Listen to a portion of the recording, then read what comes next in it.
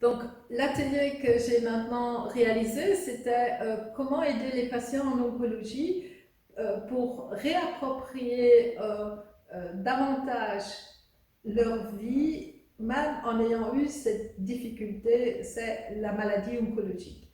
Et le but, c'est de leur apprendre de prendre soin d'eux-mêmes et l'auto-hypnose.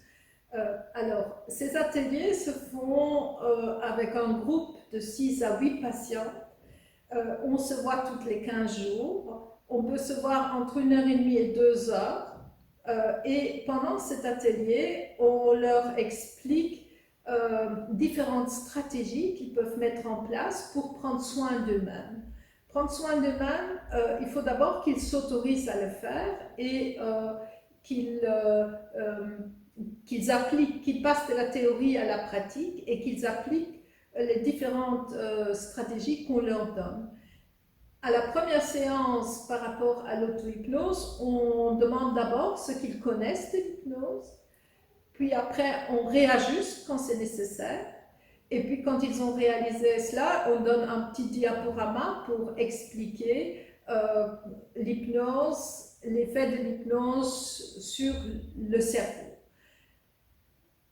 Une fois qu'on a donné cela à la première séance, on les invite aussi à s'offrir du temps et écouter une musique pour se préparer à cet apprentissage.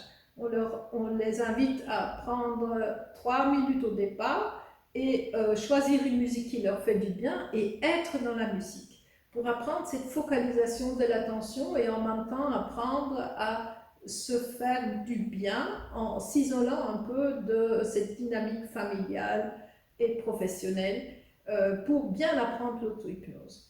15 jours plus tard, on les revoit, puis après, on passe en revue avec les différentes personnes qui ont participé à cet atelier, qu'avez-vous réalisé par rapport aux différentes stratégies proposées.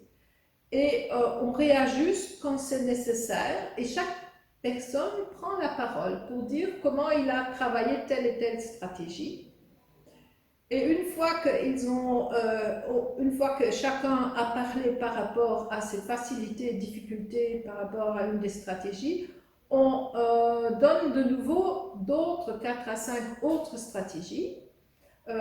Les stratégies, ça peut être être attentif à son vocabulaire, laisser de côté, de remplacer le jamais par rarement et le toujours par souvent, modifier son langage intérieur, se faire plaisir tous les jours, être attentif à ses propres besoins, savoir dire ses propres besoins.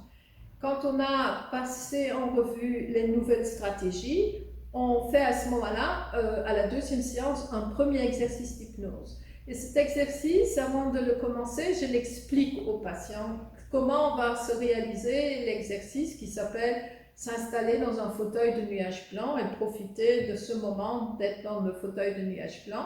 Je l'explique d'abord aux patients pour qu'ils puissent avoir une idée de ce qui va se passer. Et puis après, je les invite à s'installer dans les fauteuils et de vivre l'exercice, s'installer dans un fauteuil de nuage blanc, un exercice d'hypnose. Puis après, on leur donne un CD où on leur envoie la séance pour qu'ils aient une facilité, un accompagnement. Mais avec cette injonction, le mieux, c'est qu'ils apprennent à le faire sans ces supports.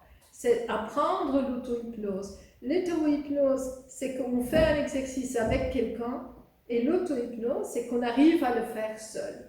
Parce que l'hypnose, et ça on leur explique en détail, l'hypnose est un talent que chacun possède.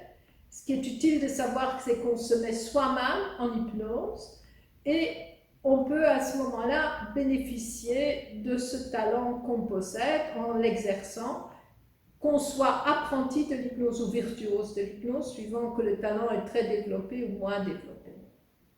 Mais on peut tirer un bénéfice de cela. Et c'est ainsi que les patients sur 8 séances ont 8 exercices d'hypnose différents. C'est comme ça qu'ils peuvent à un moment donné choisir dans les exercices ce qui leur convient le mieux, choisir dans la façon dont ils font un exercice pour que ce soit plus adapté pour eux. Et ils reçoivent aussi à chaque séance différentes stratégies pour vraiment apprendre à prendre soin d'eux-mêmes. Parce que le but, c'est qu'ils observent comment ils agissent avec eux-mêmes, comment ils interagissent avec les autres, comment ils communiquent avec les autres, comment ils peuvent mettre en avant davantage de respect d'eux-mêmes, respect de leurs besoins, comment à ce moment-là ça peut modifier leur estime qu'ils ont d'eux-mêmes, et le fait d'avoir davantage d'estime d'eux-mêmes modifie la confiance qu'ils ont en eux-mêmes et permettent qu'ils interagissent autrement avec leur milieu, avec le système familial ou professionnel dans lequel ils se trouvent. Le fait de vivre les exercices d'hypnose leur permet de rentrer dans un processus de conscience particulier qui active leurs ressources en fonction de cet accompagnement qu'on donne lors de cet exercice. Et c'est très respectueux parce que c'est le patient qui décide lui-même ce qui est important pour lui et ce qu'il a besoin de modifier. On donne une palette d'exercices, mais c'est lui qui décide ce qui lui convient le mieux.